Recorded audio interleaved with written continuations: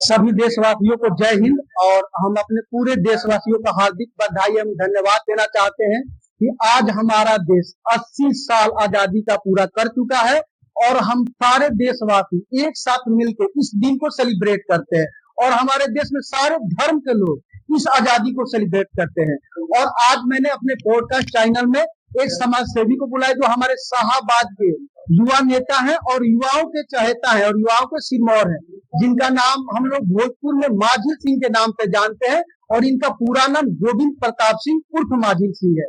और इनके बारे में बता दूं कि युवाओं के बारे में जब भी कोई स्कूल यूनिवर्सिटी या जब भी युवाओं को कोई भी समस्या होती है, ये जात पात और धर्म से ऊपर उठकर युवाओं को भरसक प्रयास करते हैं कि उनको उनकी सहायता कर दी जाए।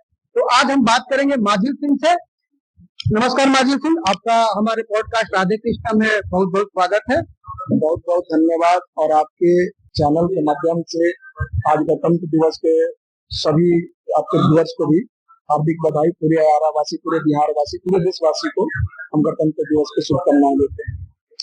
अच्छा माझिल भैया, हम बात करेंगे आजादी के बारे में। आज हम लोग 15 अगस्त सेलिब्रेट कर रहे हैं, तो हम आजादी के बारे में बात करेंगे और उन महामानवों के बारे में बात करेंगे जिनके कारण से हम इस पूरे भारत के धरती पे सुख चैन से जी पा रहे हैं और अपने आवाज को बेधड़क बोल पा रहे हैं। तो हम उन महामानवों के बारे में जिक्र करना चाहेंगे कि जिनके वजह से हमको आजादी मिली है। तो थोड़ा सा 2 लाइन हमारे फ्रीडम फाइटर के बारे में बता सकते हैं तो बताइए कि उनको किस शब्द से हम सम्मानित करें आज के दिन। हमारे पास उनकी सम्मानित करने के लिए जो भी शब्द है कम पड़ जाएगी। और जाहिर सी बात है कि हमारे देश में बहुत सारे ऐसे स्वतंत्रता सेनानी हैं जिनको हम लोग जानते हैं, जिनके बारे में पढ़ाया जाता है, और बहुत सारे ऐसे भी स्वतंत्रता सेनानी हैं जो अभी गुमनाम भी हैं, जिनको लोग नहीं जान पाता है। हमारे देश की जो आजादी की लड़ाई थी, इस आजादी की लड़ाई में न जाने कितनों ने अपने खून पसीना से इस देश को आजाद किया।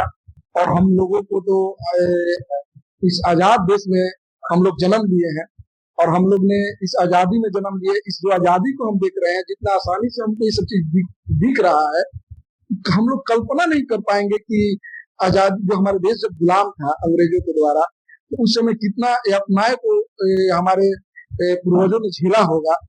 खैर, जो इस लड़ाई को लड़के जीते हैं उनको हम कोटि कोटि नमन करते हैं। उन सभी स्वतंत्रता सेनानियों को जिनका नाम हम लोग नहीं जानते हैं, जो गुमनाम भी हो गए, उन सभी को हम कोटि कोटि नमन करते हैं। हम क्या, पूरा हमारे देशवासी उनके आजीवन आभारी रहेंगे।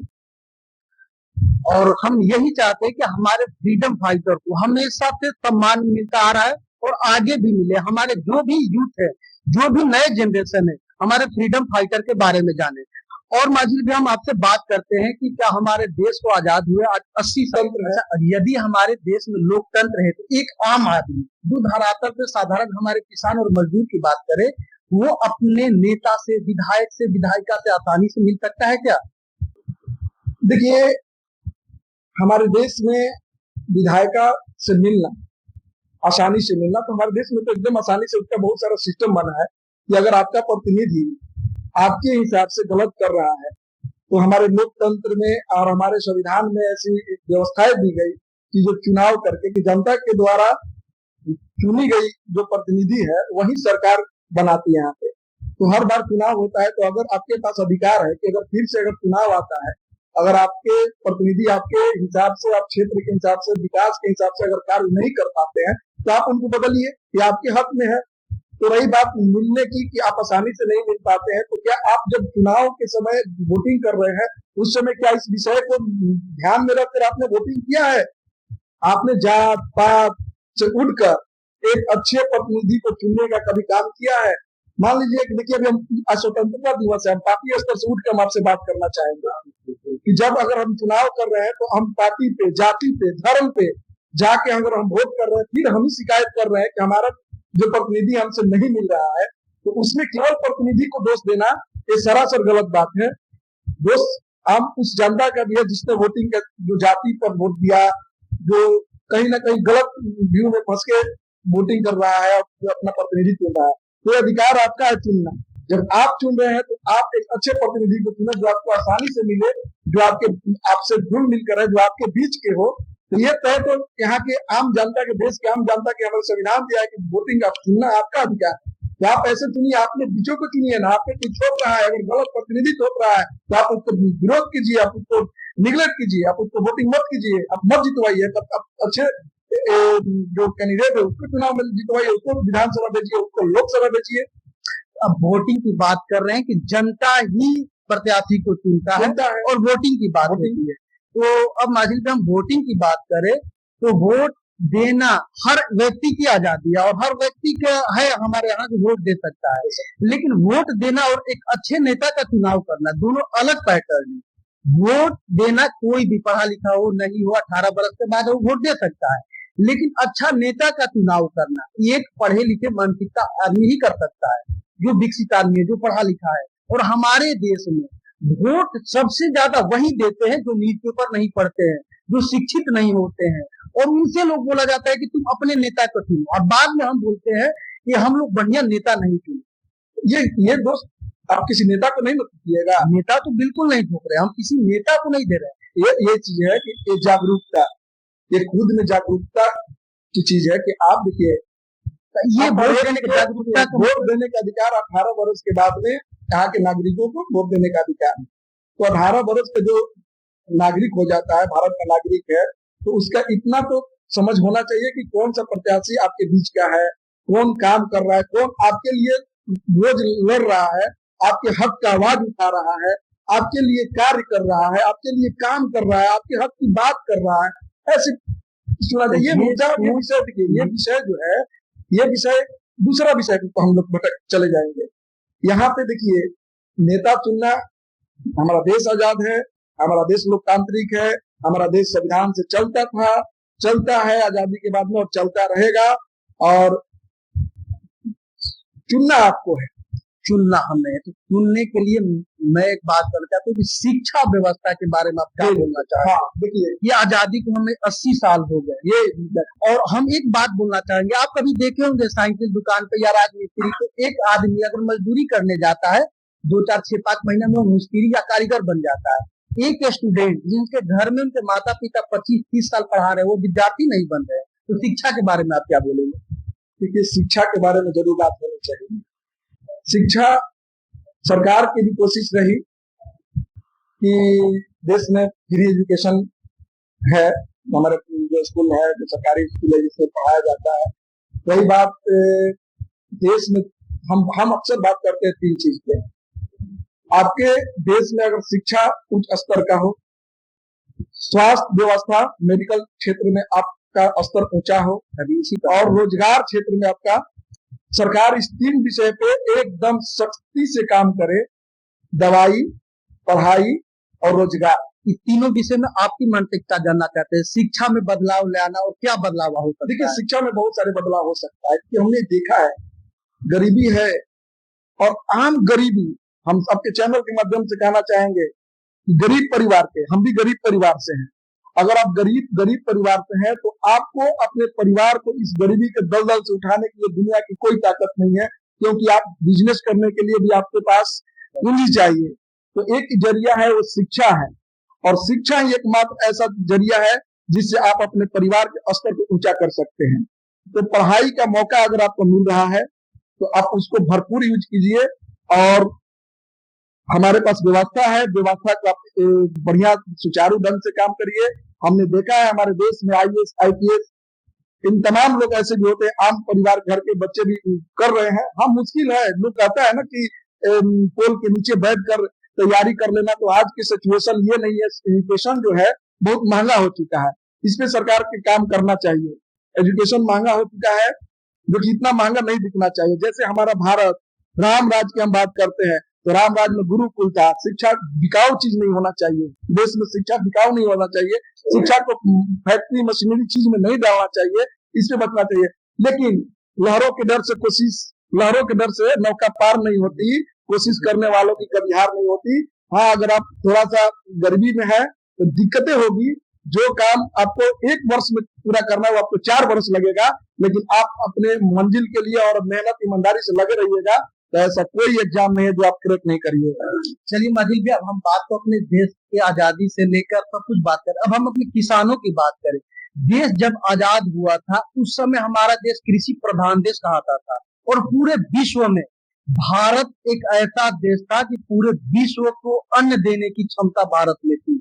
और हम पूरे भारत के तो सैर नहीं किए, लेकिन अपने भोजपुर बिहार के एक छोटा सा जिला भोजपुर की बात करें, हम गंगा माँ के गोद में हैं और हमारे पास गंगा है जहां से उनकी जल से हम अन्न उपजा सकते हैं। लेकिन हमारे यहाँ भोजपुर के जो युवा हैं 10,000, 12,000, 15,000 को दिल्ली, पुणे, कलकत्ता भाग रहे हैं, और हमारे यहाँ बिहार क्षेत्र में जाइएगा तो जमीन खाली है।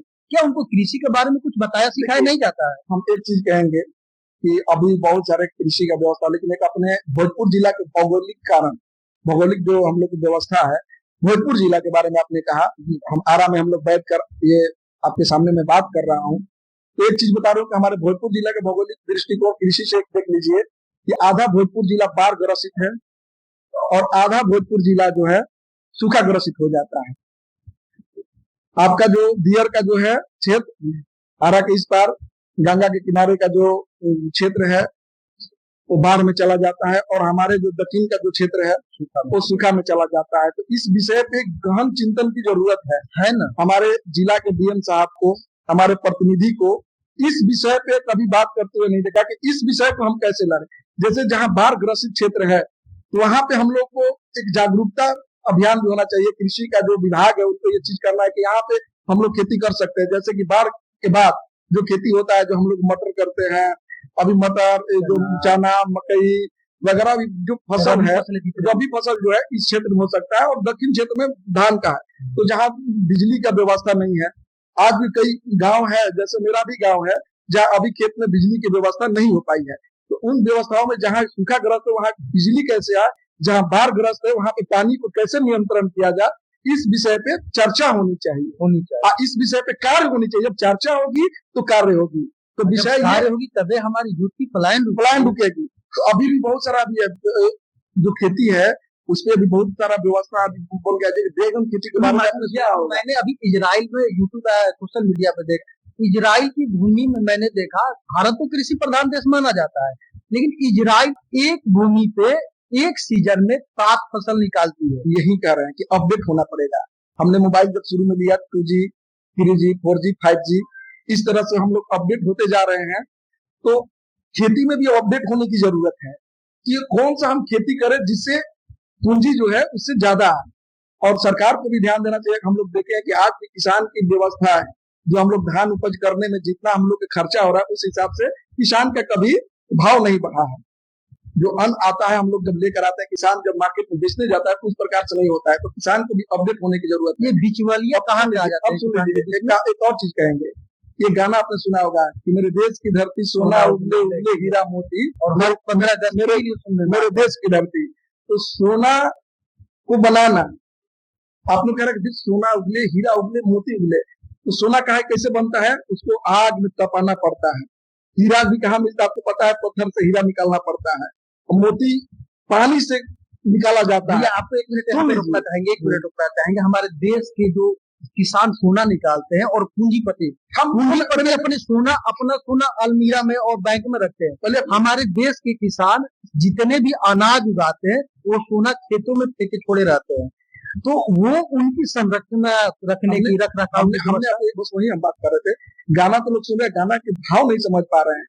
हीरा के लिए मेहनत करना पड़ता है, सोना के लिए तो किसान तपता है, तब जाके मेरे देश की धरती सोना उगलती है, हीरा उगलती है और मोती उगलती है। तो किसान तपता है, लेकिन किसान के बारे में जितना जो चुनाव में बात होती है, लेकिन धरातल पे किसान के लिए वो काम पहुंच पाता है क्या? इस विषय पर, इस नीति पे बात होनी चाहिए। किसान के लिए कोई बात नहीं करता है, केवल चुनाव में किसान याद आते हैं।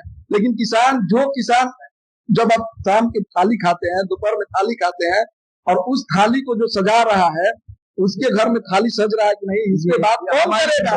इसके बात होनी चाहिए। हमारी जिम्मेवारी बनती है कि हमारे किसानों के घर में रोटी है कि नहीं, इस पे बात होनी चाहिए। किसान का बेटा कैसे पढ़ाई करे?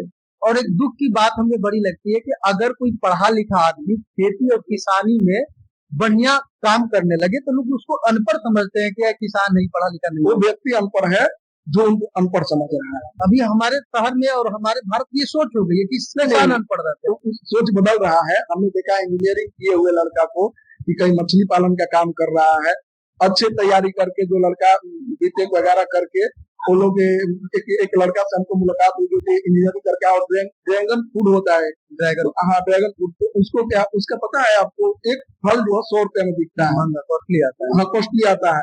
तो आपको पता है कि आप अनुमान नहीं लगा पाइएगा कि एक अच्छे अधिकारी एक अच्छे इंजीनियर इतना नहीं कमा पाएंगे जितना वो फल। तो आपको अपडेट होना है कि कौन सा शिक्षित व्यक्ति अगर कृषि में आएंगे तब कृषि का उत्थान होगा, तब उत्थान होगा। और अभी हमारे देखते हमारे यूथ अभी अपने रमना मैदान और स्टेडियम में जाकर देखे कि अगर 10,000 सिपाही का भर्ती आएगा, 20 लाख लड़के फॉर्म भरते हैं एक सिपाही की नौकरी के लिए, जिनका पे स्केल मात्र 19 से 22,000 रुपया होगा। अगर एक किसान हमारे यहाँ अगर उन्नत नस्ल का खेती करेगा तो 10 सिपाही के बराबर वेतन पाएगा। आपने तो जवाब भी दे दिया। तो हम ये पूछ रहे हैं कि जो किसानी में लोग क्यों नहीं आ रही है, सिपाही की नौकरी में ही क्यों भाग रहे हैं? देखिए हम कह रहे हैं कि अपने माइंडसेट को चेंज करना होगा। माइंडसेट को चेंज करने के लिए आपको क्या है, देखिए कि आप केवल आप कह रहे हैं कि रोजगार नहीं है, तो हर सरकार का नीति होता है कि कितने सरकारी कर्मचारी आपके पास रहेंगे, तो सरकार को अपने सिस्टम से ही वैकेंसी को निकालेगा। और अभी आप देख लीजिएगा कि जितना बिहार में वैकेंसी, हर चीज को सरकार अगर अच्छे काम कर रही है तो उसको कहना चाहिए। अभी पूरे हम अक्सर मिलते हैं, जो लड़का तैयारी करता है पटना में, लखनऊ में, इलाहाबाद में, दिल्ली में, तो अभी सबसे ज्यादा वैकेंसी कोई सरकार अगर दे रहा है तो बिहार सरकार दे रहा है। कंटिन्यू वैकेंसी चल रहा है, आपको भी मेरा अपना मैदान में हमेशा देखते रहते हैं, कंटिन्यू वैकेंसी आ रहा है, लेकिन वैकेंसी का एक सीमित व्यवस्था होती है।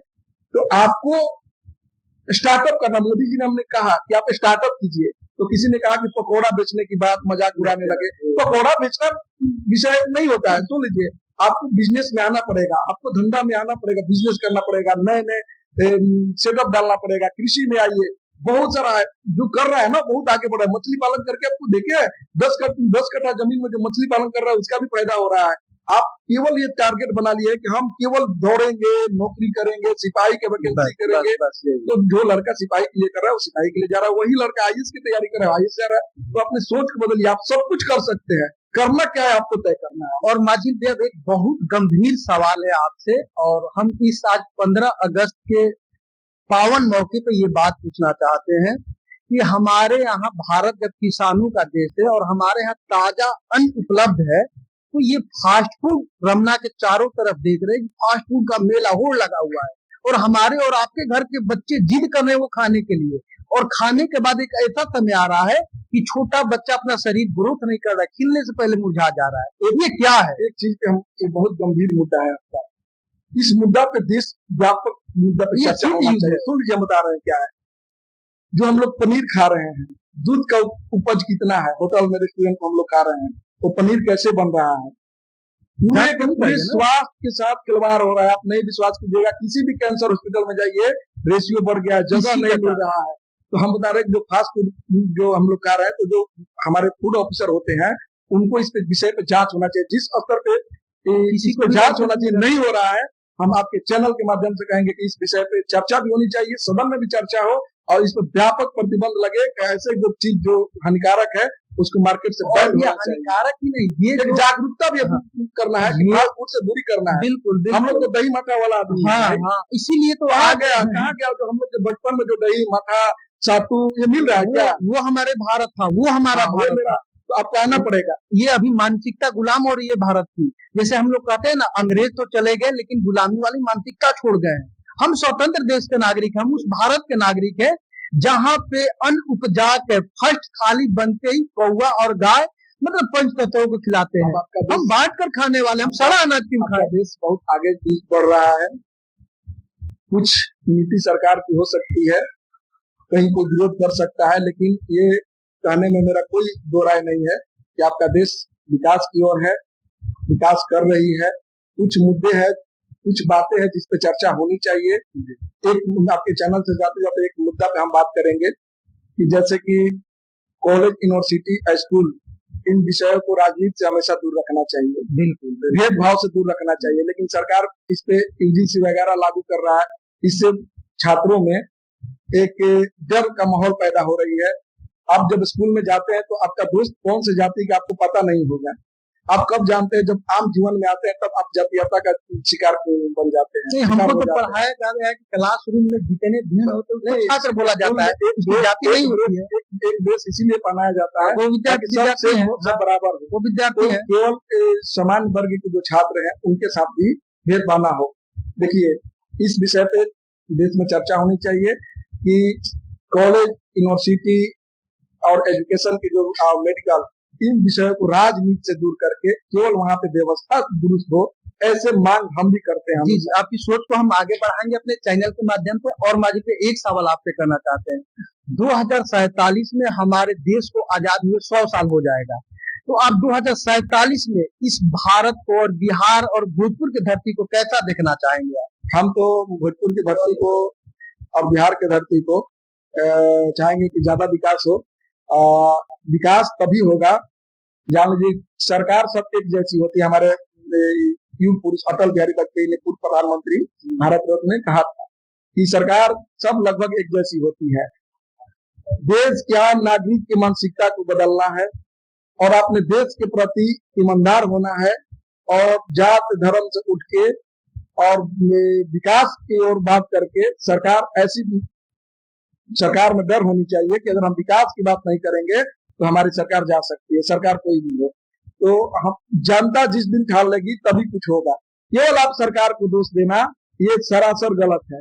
एक आम भाषा में को बता रहे हैं कि आम आदमी एक नेता को गाली देता है, मुंह उठाया कहाँ बैठे हैं, गाली बक दो, किसी पॉलिटिशियन को गाली बको, कोई नेता है काम कर रहा है। लेकिन आपको पता है 12 बजे रात में किसी की मदद के लिए हॉस्पिटल में कौन खड़ा होता है?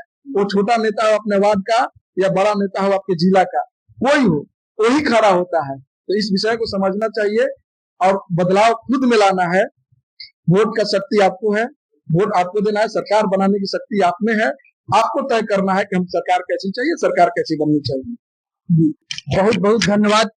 और हमारे बीच आज हमारे पॉडकास्ट चैनल में छात्रों के और युवाओं के नेता, चहीते नेता बोलेंगे, माझिल सिंह है, जो कि हमारे भोजपुर में हर वर्ग के छात्रों के लिए हर कठिन परिस्थिति, चाहे यूनिवर्सिटी का झगड़ा हो, कॉलेज का झगड़ा हो या किसी प्रकार के डीन से भी कुछ मुद्दे हो, या एक और इनका सराहनीय मैं कार्यक्रम बताता हूँ कि हमारे पूरे भोजपुर में इन्होंने जो छात्रावास पे सरस्वती पूजा का जो व्यवस्था किया था ना, सही में मजिलिया दिल जीत लिया था।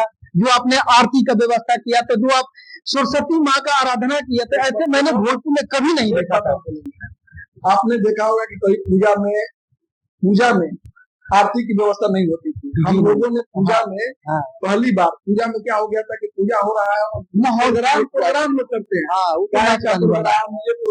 प्रोग्राम लोग को भीड़ करने के लिए हमने एक चीज किया, गंगा आरती करवाया।